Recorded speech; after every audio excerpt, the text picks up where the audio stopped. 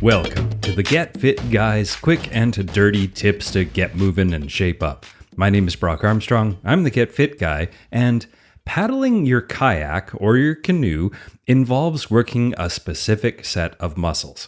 And in today's episode, we are going to look at how you can prep those muscles so that you are ready to hit the water.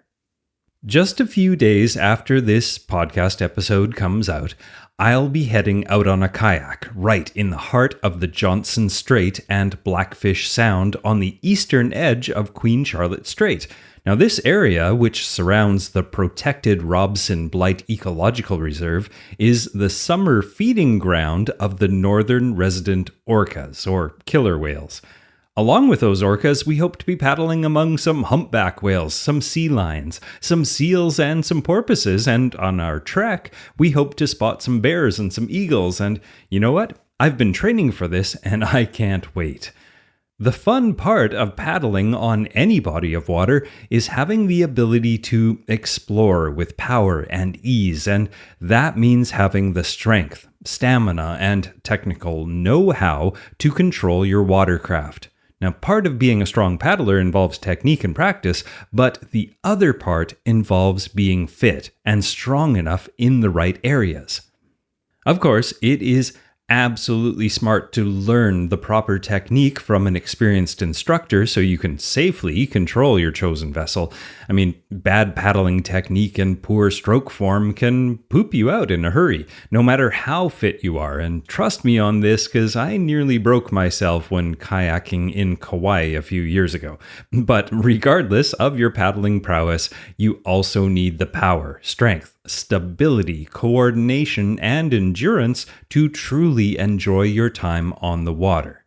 Now, if you've gone for even a quick paddle around a lake, or you've even just tried the rowing machine at the gym, you likely found out quite quickly that many of your paddling muscles aren't ready for a multi-day excursion. So, if you're heading out on an adventure like I am, it really does make sense to spend some prep time getting in shipshape.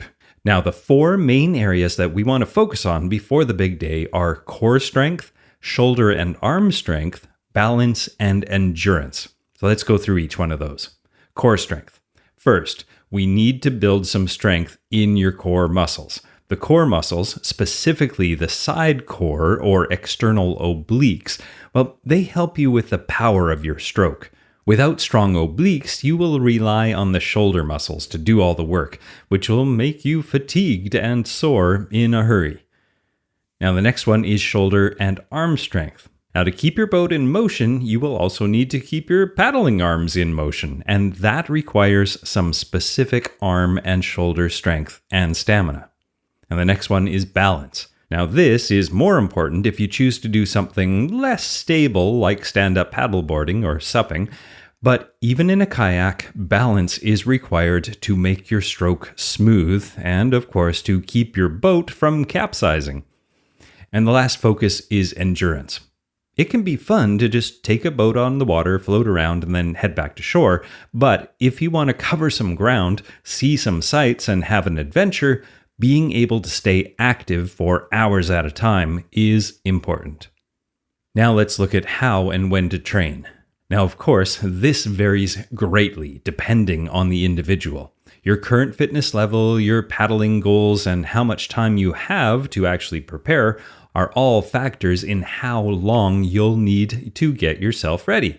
Now, I suggest starting some specific paddling exercises, like the ones I'm going to outline soon, about 6 weeks before your trip, but 8 weeks if you have the time. You can either mix these exercises in with your other workouts, or you can switch to doing only these. Again, depending on how serious and how experienced you are. I suggest doing these exercises every second day, mixed in with 2 cardio days and also 2 rest days per week.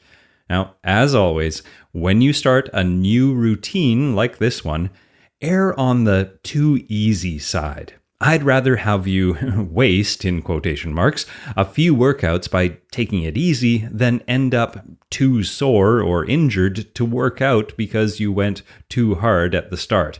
Remember, too much too soon is the number one cause of pain and injury.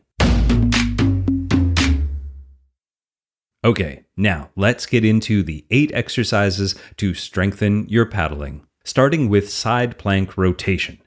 Now, to do this one, you get down into a side plank position by lying on, say, your left side on an exercise mat with your feet stacked on top of each other. Then prop yourself up onto your elbow and forearm so your body makes a nice straight line from head to feet. Then raise your right arm so it's straight out from your shoulder and perpendicular to the floor. Then, with that same arm, reach forward and under your body with your right hand and twist so that your chest is now parallel to the floor. Pause and then rotate back to that starting position. Now, repeat this as many times as you can with good form, and then turn over and do the same on the other side. Now, here's a quick tip. For an added boost, you can hold a dumbbell in your hand while you're doing the rotation. Now, the next exercise is the thoracic rotation, or what's called an open book. Now, to do this one, you lay down on your side again in the fetal position this time, with your legs bent in front of you at 90 degrees. Your arms should be straight out in front of you at shoulder height, with your hands resting on top of each other. Now, just like a book opening its cover, lift your top arm as you rotate your torso, your neck, and your head to look behind you. Now, try to get your arm on the floor behind you and feel a nice stretch along your side and the front of your shoulder. But don't force it. Breathe into the position. Don't muscle your way into it. Then rotate back to the original position, and that is 1 rep. Slowly do 10 or 15 of these using good control and form. And here's a quick tip. The goal is to be able to do a full rotation while also keeping your knees together. But don't worry if reaching this goal takes some time. Just do what you can, and trust me, you'll still get the benefits. Now, the next exercise is called speed skaters with dumbbells. Now, stand with your feet about hip width apart and then leap out to the side with your, let's say, left foot. Then cross your right leg back and behind your left leg and touch your toes to the ground. Swing your arm so your right hand reaches across your body toward your left foot. Then change directions and repeat this movement on the other side. Leap out with your right foot and cross your left leg behind while reaching your left arm across your body. You got it, just like a speed skater, but without the ice or the skates or the full body spandex jumpsuit. Now, if you choose to use dumbbells, you can add in some uppercuts. Now, to do that, while you're hopping laterally, bring your front arm up and diagonally across your chest, as if you were doing an uppercut punch like a boxer. Now, here's a quick tip. There are 2 ways to increase the difficulty of this one. Leap farther, side to side, and add a heavier dumbbell. That's it. The next exercise is called wood chopper. Now, for this one, you'll need to hold a kettlebell or a medicine ball or a dumbbell in your hands like an axe, sort of. Now, do a half squat and twist left while you're holding the weight on the outside of your right leg. Then you pause for a second and then lift the weight diagonally across your body, ending in a twist to the right with the dumbbell up and above your head. Now think of this movement as if you're picking something up off the ground beside you and then throwing it up and away to the other side. But stay in control the entire time and don't let momentum just take over. And here's a quick tip. Following the weight with your eyes is a good way to keep your body nice and aligned. And the next exercise is called running man row. Now begin this one by attaching an appropriate elastic resistance band to a low anchor or a heavy piece of furniture. Then stand on your right leg with the end of the cable or the tubing in your left hand. Now do a smallish single leg squat on your right leg while you step back into a lunge with the left leg. Keep the cable or tubing arm straight with your ribs slightly rotated towards the right. Then begin to lift the left leg into a knee drive position, like a flamingo kind of, while also doing a rowing motion with that left arm. Then step back into the lunge while releasing and straightening your rowing arm. Now that is 1 rep. And here's a quick tip. You can make this one more difficult by adjusting the depth of your lunge or increasing the resistance of the band, so you have to work harder in the row. Now the next exercise is called straight arm pull down. To do this one, you attach the middle of a resistance band to something slightly taller than you. Then you grab each end of the band in each hand. Then you take a step back with your arms fully extended overhead until you feel some tension on the band. You should feel a stretch in your lats, which are the sides of your back. Then make sure your feet are shoulder width apart and slowly drive your arms down towards your sides in an arcing motion, keeping your elbows straight and locked so your hands end up in line with your hips. Then reverse the motion and slowly extend your arms up again. Keep your arms straight and your elbows locked. And that is 1 rep. Now the next exercise is a bicycle crunch. Now to do this one, you lie down flat on your back with your lower back pressed into the ground. You put your hands behind your head in that good old quintessential crunch position. Then you bring both of your knees in towards your chest and lift your shoulder blades off the ground. Now, this is your starting position. Now straighten one leg out to about a 45-degree angle to the ground while turning your upper body toward the bent leg, bringing your elbow towards your knee. Make sure your rib cage is rotating and not just your elbows, though.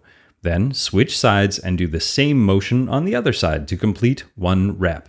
Now here's a quick tip. You can make this one harder or easier by adjusting how high you raise your body off the ground and how far you rotate your torso to each side. And the final exercise is the plate pinch or book grab. Now this one is super simple. Grasp a weight plate between your fingers and your thumb. Then just stand up straight and hold the weight plate with your fingers for as long as possible. And if you can hold it for longer than 30 seconds, you could probably move to a heavier plate next time. And here's a quick tip. If you don't have access to weight plates, you can use a book. My old anatomy textbooks actually work really well for this because they are both heavy and large. All right, well, there you go. Even if you aren't going on a multi-day paddling adventure like I am, sessions that are called fitness paddling are a really fun way to get some different types of movement into your life. And paddling gives you an opportunity to combine a really great core workout, some shoulder strength and arm strengthening, all while getting some fresh air and a glimpse into nature. All right, that's it for this week, but don't forget to tune in next week because it is going to be the 500th episode of the Get Fit Guy podcast. And although I haven't been the Get Fit Guy for all of those 500 episodes, we're going to do some really fun stuff in next week's podcast episode and also on social media. So make sure you keep an eye on facebook.com/getfitguy, twitter.com/getfitguy, or instagram.com/brockarm.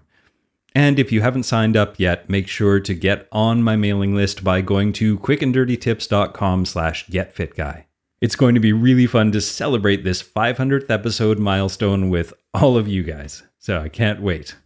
Now, my name is Brock Armstrong. I'm the Get Fit Guy, asking you, what are you waiting for? Get out there and enjoy some paddling.